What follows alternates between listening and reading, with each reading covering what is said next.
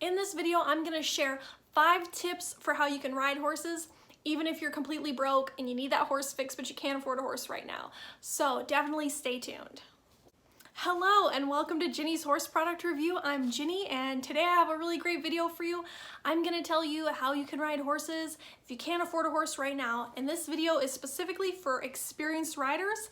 If you're a beginner or a novice rider, go check out the other video I did last week, which is more geared towards your skill level. In this video, you're gonna learn how to get that horse fix even if you don't have the budget for a horse right now. First of all, I think it's really important to talk about safety, and this is my little disclaimer that you need to use your best judgment and you're always riding at your own risk. Wear a helmet, especially when you're going to ride horses that you don't know, meeting people that you don't know. You just never know what kind of horse you're gonna get on.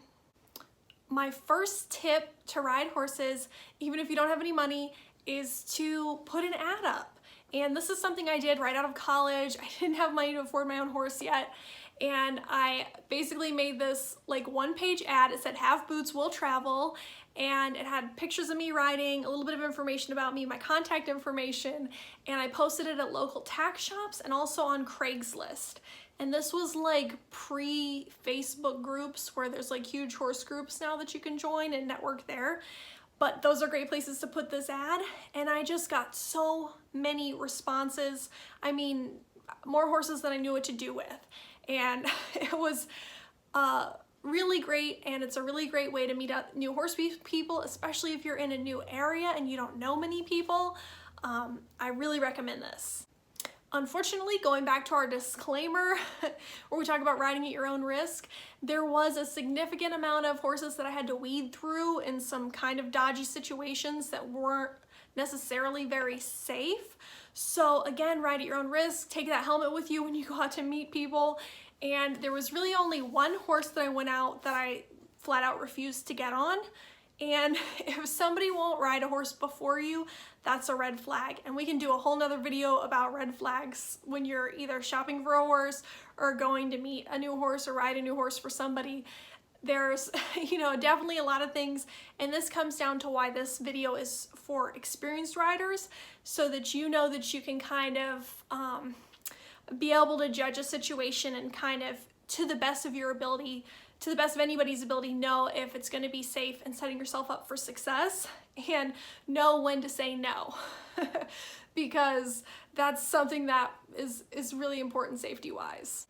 My second tip for finding a horse to ride, even if you're broke, is becoming a working student. And you can contact local riding schools, and this is the other tip that I gave for my beginner and novice riders, but it's just as valid for experienced riders because we're all always learning. And maybe you find an instructor or a riding school in a different discipline than you've experienced. So these are just more skills for you, more tools in your tool belt. And I just know that we all have something to learn. And for me, I've gotten something from every instructor I've ever ridden with, something different. So you're never too good or you're never too experienced to learn from another instructor. A working student position is a great way to ride horses, even if you're broke. My third tip is to offer to exercise horses, and this really depends on how skilled of a rider you are, how experienced you are, your resume, your, what's your background? Could you potentially be an exercise rider or even a trainer for somebody who maybe can't afford a more expensive trainer? And again, this is definitely ride at your own risk and be safe and, make sure you're insured and things like that. Definitely go about this the right way if you're going to offer riding in exchange for money. So again, this is a good thing to do for very skilled riders who are comfortable either riding green horses, breaking in horses, and things like that. Again, be safe, you're riding at your own risk, and make good decisions out there. The next option available to riders without horses is to free lease a horse. Not all leases have to be expensive. I know so many people with more horses than they have time to ride, and it's all about finding the right fit. And so it's hard for, you may have to shop around, and it's equally as hard for somebody who owns horses to find a good fit. And I can tell you that if I had somebody, at certain times in my life to ride a particular horse, it would absolutely be a benefit to both of us if I had that good rider for free, and that's a great way to find a horse to ride. And you can even do that as part of your ad, that you'd be looking for a free lease situation and things like that. And you will find people that would take you up on that, so don't rule it out.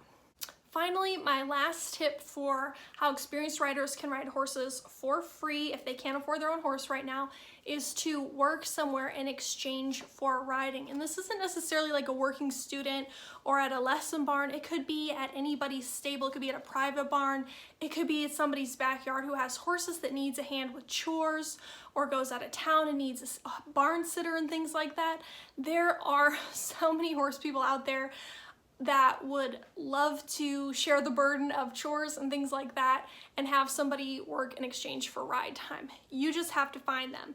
And this is all about, you know, putting those ads up, putting those messages out on those local Facebook horse groups and things like that, and really networking and, you know, finding somebody that's going to be a good fit for you with the kind of horses that you want to ride. And again, this is a really great option.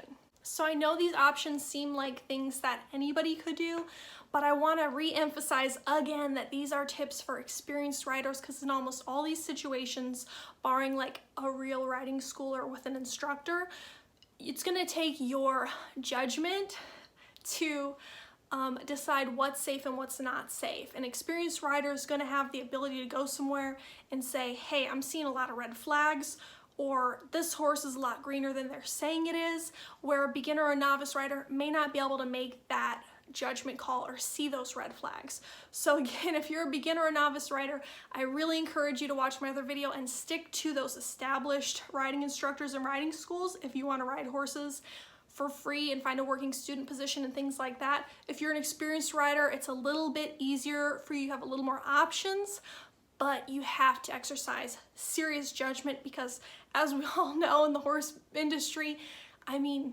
unfortunately people lie. Horses have bad days. You don't know how green a horse is.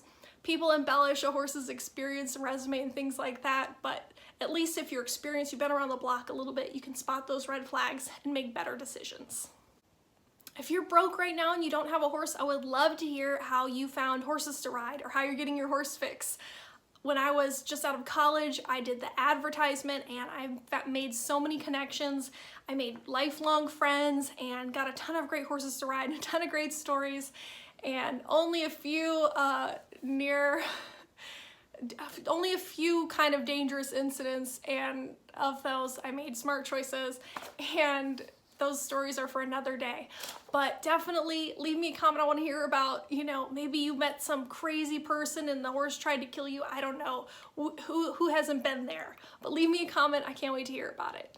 Make sure to hit the bell and subscribe to my channel so you don't miss next week's video when I talk about how to track your horse's condition, their body condition. This is super important if you board or if you keep your horse at home, just to keep an eye on their general well-being. Until next time, happy trails.